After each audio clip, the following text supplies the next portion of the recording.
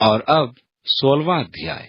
यहाँ लिखा है, जब सब्त का दिन बीत गया तो मरियम मगदलिनी और याकूब की माता मरियम और शलोमी ने सुगंधित वस्तुएं मोल ली कि आकर उस पर मले। और सप्ताह के पहले दिन बड़ी भोर जब सूरज निकला ही था, वे कब्र पर आईं और आपस में कहती थी कि हमारे लिए कब्र के द्वार पर से पत्थर कौन लुढ़काएगा।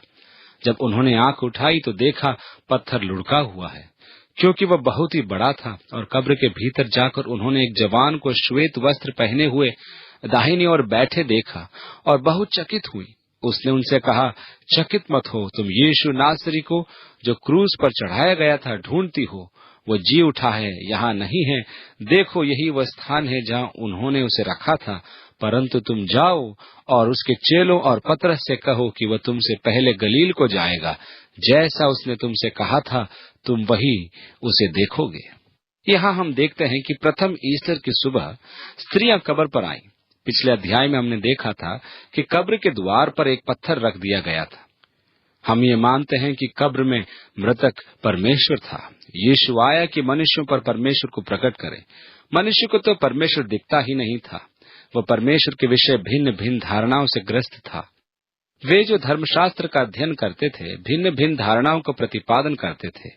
यही कारण था कि यीशु इस संसार में आया और उसने परमेश्वर के विषय में सत्य को प्रकट किया। किसी ने पिता को कभी नहीं देखा, परंतु इकलौता पुत्र जो पिता की गोद में था, उसने उसे प्रकट किया। फिलिपुस से यीशु ने कहा, हे फिलिपुस, मैं कब से तुम्हारे साथ हूँ, क्या तूने मुझे नहीं देखा?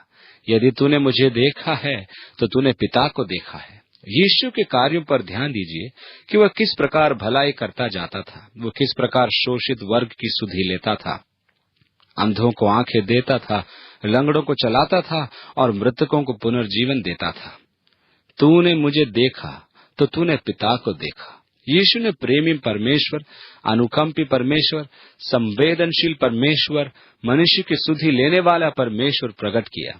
उसने मनुष्य के लिए पिता की मनोकामना को प्रकट किया, परंतु मनुष्य ने प्रेमी परमेश्वर का परित्याग किया और निर्दयता एवं घृणा से उसे घात किया और उसे कब्र में रख दिया। उस पत्थर के पीछे मृतक धर्म भी पड़ा था। यीशु मनुष्य के लिए एक नई विचारधारा लेकर आया था, जो अन्य सब धर्मों से भिन्न था। मनुष्य के धर्मों में मनुष्य परमेश्वर तक पहुंचने का प्रयास करता है, परंतु यीशु के द्वारा परमेश्वर मनुष्य तक पहुंचा। परमेश्वर ने जगत से ऐसा प्रेम रखा कि उसने अपना इकलौता पुत्र दे दिया। अन्य सब धर्म कर्म के द्वारा परमेश्वर से योग्यता प्राप्त करने का प्रयास करते हैं। यीशु ने कहा, वो कर्म जिसमें परमेश्वर की रुचि है वह है कि तुम केवल उसमें विश्वास रखो जिसने उसे भेजा है। अर्थात मनुष्य का उद्धार उसके कार्यों पर नहीं, वरन परमेश्वर के अनुग्रह से है। यीशु ने मनुष्य के लिए परमेश्वर के कर्म की व्याख्या की, परंतु मनुष्य उस धर्म का परित्याग किया। यूनानियों ने कहा था कि उद्धार संभव नहीं। एक बार मनुष्य यदि भ्रष्ट हो गया तो उसके उद्धार की आशा नहीं की जा सकती। आज अपराधियों के सुधार हेतु विस्तृत अध्ययन के पश्चात ये ज्ञात हो गया है कि सुधार का एकमात्र उपाय है, उसे अच्छा वातावरण दो और सब कुछ अच्छा हो जाएगा और वो अच्छा करेगा। परंतु यीशु ने कहा, मैं बचाने आया हूँ, मैं खोए हुओं को ढूंढने और बचाने आया हूँ। और इस प्रकार वो मनुष्य के लिए आशा लेकर आया, परंतु मनुष्यों ने उसे मार डाला। जब वे सप्ताह के प्रथम दिन अर्थात कब्र पर आई तो उन्होंने क्या देखा? पत्थर लुढ़का हुआ था। पत्थर क्यों लुढ़काया गया था? इसलिए कि यीशु कब्र से बाहर आ जाए। उसे पत्थर हटाने की क्या आवश्यकता थी? वो तो दीवारों में से आ जाता था। पत्थर के लुढ़काए जाने का कारण था कि वे अंदर जाकर देखें कि परमेश्वर ने क्या चमत्कार किया है। जब वे मार्ग में थी तो उनकी चिंता का विषय यही था कि पत्थर कौन हटाएगा। चिंताओं का एक सटीक उदाहरण। हम सदैव उन बातों की चिंता करते हैं जो वास्तव में है ही नहीं, क्योंकि जब तक हम वहां पहुंचते हैं परमेश्वर चिंता का निवारण कर चुका होता है। यही उन स्त्रियों का अनुभव था। परमेश्वर सब संभाल लेता है। चिंता, समय और स्वास्थ्य पर अनावश्यक व्यय है। परमेश्वर का भी नहीं चाहता कि हम चिंता करें। 8वीं आयत में लिखा है, और वे निकलकर कब्र से भाग गई, क्योंकि कंपकपी और घबराहट उन पर छा गई थी, और उन्होंने किसी से कुछ न कहा क्योंकि डरती थी। वहां उन्होंने एक स्वर्गदूत को देखा जिसने उनसे कहा, जाओ और शिष्यों से तथा पतरस से कहो। पिछली बार हमने पतरस को देखा था तो वह कहाँ था? वो अपनी विफलता के कारण निराशा के गर्त में था। यीशु ने जब अंतिम बार पतरस को देखा था, तब मुर्गे ने बांग दी थी और पतरस बाहर जाकर रोया था, क्योंकि यीशु अब कह रहा था कि सब तितर बितर हो जाएंगे। पतरस ने बड़े विश्वास से कहा था कि सब भले ही यीशु को छोड़ दें, वह नहीं छोड़ेगा, परंतु पूछे जाने पर उसने 3 बार इनकार कर दिया। तभी मुर्गे ने बांग दी। उस दिन पतरस यीशु को अंतिम बार दिखाई दिया था। वो बहुत रोया कि उसने प्रभु का इनकार कर दिया था। अब यहाँ ध्यान दीजिए कि पुनरुत्थान पर सबसे पहला संदेश था पतरस से कहना, पतरस, तू जानता है मेरा काम जो तुझसे है अभी पूरा नहीं हुआ। तूने मेरा इनकार किया, परंतु देख मैं फिर जी उठा हूँ। अब सब नया होगा, जीवन ही नया हो जाएगा। जाओ और शिष्यों और पतरस से कहो। यहाँ पतरस में प्रभु के विशेष रुचि और फिर एक विशेष संयोजन विधि को हम देखते हैं। कुछ विद्वानों का कहना है कि मरकुस के सुसमाचार का यह भाग, अर्थात पद 9 से अंत तक का भाग, मरकुस का अपना वृतांत नहीं है। इसे बाद में लिखकर जोड़ा गया है। उनका आधार 2 विशेष पुरालेख हैं, साइनाटिकस तथा वैटिकन। ये दोनों पुरालेख सबसे प्राचीन हैं जो आज उपस्थित हैं। इनमें पद 9 से आगे का भाग नहीं है, अतः यह गद्यांश मरकुस का नहीं है, ये नकली है। साइनाटिकस सन 400 के लगभग का है। इससे पूर्व की कुछ छोटी छोटी पांडुलिपियां भी हैं जो इससे प्राचीन हैं, परंतु साइनाटिकस सबसे प्राचीन पांडुलिपि है। इस सिनाई पर्वत पर टिखेनडोर्फ द्वारा संत कैथरीन्स गुरुकुल में खोजा गया था। ये सत्य है कि इस पांडुलिपि में मरकुस का यह भाग नहीं है, परंतु अधिकांश पांडुलिपियों में यह भाग है। 2 कलीसियाई पत्र आइरेनियस और हिफिलेटस सन 200 और 300 के मध्य रहे हैं, और यदि वे संदर्भ दे रहे हैं तो निश्चय ही वे पांडुलिपियों साइनेटिकस से प्राचीन होंगी, क्योंकि साइनेटिकस के लेखन काल से पूर्व उनका देहांत हो चुका था। कहने का अर्थ है कि यह गद्यांश मरकुस का ही अपना विवरण है।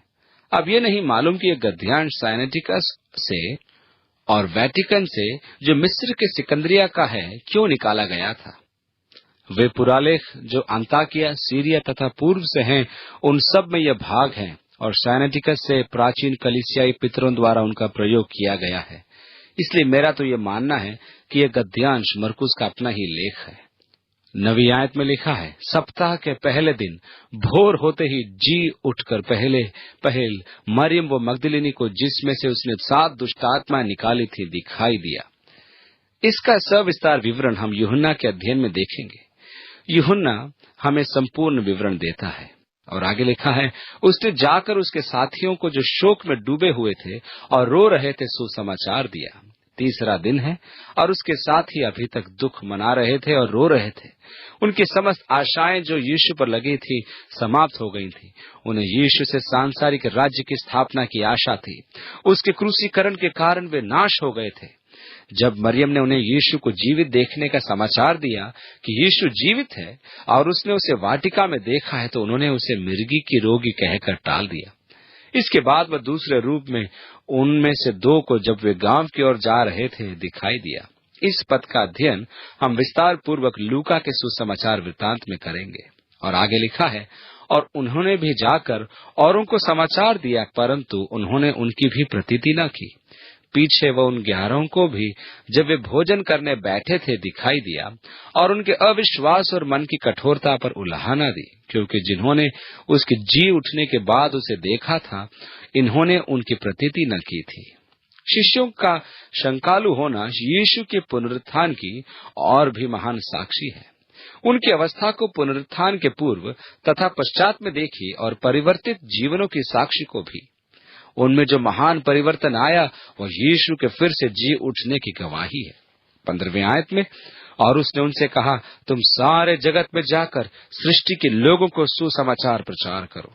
पहले यीशु ने शिष्यों को केवल इजराइल की खोई हुई भेड़ों में प्रचार करने का आदेश दिया था, परंतु अब संपूर्ण जगत में प्रचार करने का आदेश देता है।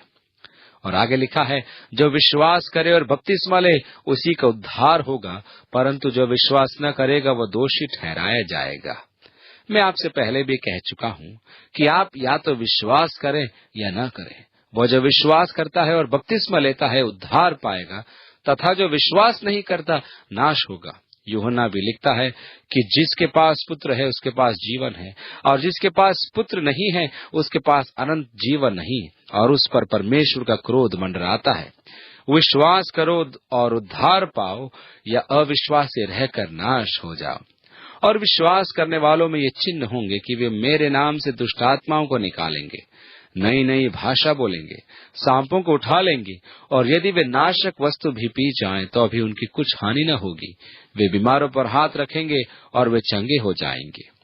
ये चिन्ह उस संदर्भ में दिए गए हैं कि संपूर्ण विश्व में प्रत्येक प्राणी को सुसमाचार सुनाए जाए।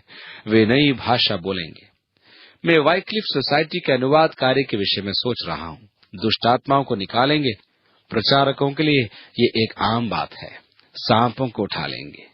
ध्यान दीजिए कि जहाज टूटने के उपरांत पौलुस एक द्वीप पर पहुंचा। वहां आग जलाते समय गर्मी पाकर एक सांप पौलुस के हाथ पर लिपट गया था। क्योंकि वह जहरीला सांप था, वहां के आदिवासियों ने सोचा कि ये मनुष्य निश्चय दुष्ट है।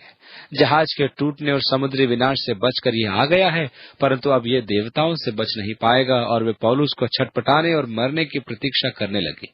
परंतु जब कुछ समय पश्चात पौलुस को कुछ भी नहीं हुआ, तो उन्होंने निष्कर्ष निकाला कि वह देवता है और वे उसकी उपासना की तैयारी करने लगे।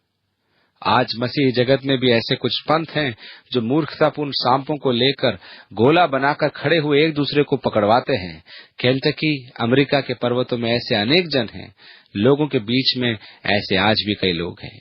इनके अलावा एक समय एक पागल पास्टर भी था जो अपनी समिति के सदस्यों को जहर पिलाता था कि वे अपने विश्वास को सिद्ध करें कि समिति में सेवा करने हेतु उनमें पूर्ण विश्वास है या नहीं।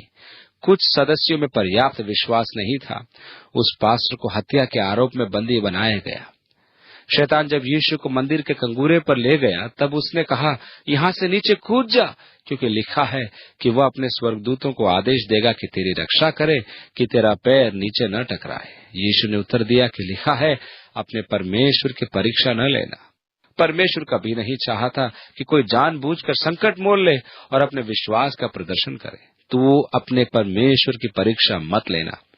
अपने विश्वास को सिद्ध करने के लिए मूर्खता भरा काम क्यों करना। 19वीं आयत में लिखा है, निदान प्रभु यीशु उनसे बातें करने के पश्चात स्वर्ग में उठा लिया गया और परमेश्वर की दाहिनी ओर बैठ गया। अब से आगे तुम मनुष्य के पुत्र को तब ही देखोगे जब वो महिमा में सिंहासन पर दाहिनी ओर बैठा होगा। और उन्होंने निकलकर हर जगह प्रचार किया और प्रभु उनके साथ काम करता रहा और उन चिन्हों के द्वारा जो साथ साथ होते थे वचन को दृढ़ करता रहा। धर्मशास्त्र में एक क्रम निर्धारित है जिसमें मात्र चिन्हों को ध्यान आकर्षित करने की युक्ति नहीं बनाना चाहिए। वे सत्य को प्रमाणित करने के लिए हमें दिए गए हैं। वे सब जो चमत्कारों द्वारा सभाओं का विज्ञापन करते हैं, जैसे आइए और चंगाई पाइए, वे धर्मशास्त्र विरोधी हैं। परमेश्वर ने इस उद्देश्य से चमत्कार नहीं दिए थे। परमेश्वर ने जो क्रम स्थापित किया है वह है कि प्रचार करने के पश्चात चमत्कारों द्वारा उसे प्रमाणित किया जाए, न कि चमत्कारों का उल्लेख करके प्रचार किया जाए। इस प्रकार तो परमेश्वर का क्रम कई बार मनुष्य विपरीत कर देता है। चमत्कार इस बात की पुष्टि करते थे कि वे सत्य के वचन का प्रचार कर रहे हैं। पिता, हम यीशु के सामर्थ्य के लिए तुझे धन्यवाद कहते हैं। हम तुझे धन्यवाद कहते हैं कि हमें यीशु में जीवन प्राप्त है और बहुतायत से प्राप्त है। प्रभु, हमारी सहायता कर कि हम इस जीवन को अन्यों में बांटें, कि तेरी ज्योति हमारे द्वारा चमकती रहे, कि अंधकारवासी ज्योति को देखकर ज्योति को ग्रहण करके उद्धार पाए। प्रभु, तेरे वचन के लिए तेरा धन्यवाद जो हमारी राहों का दीपक है। हम उसके प्रकाश में चले। यीशु के नाम में मांगते हैं, आमीन।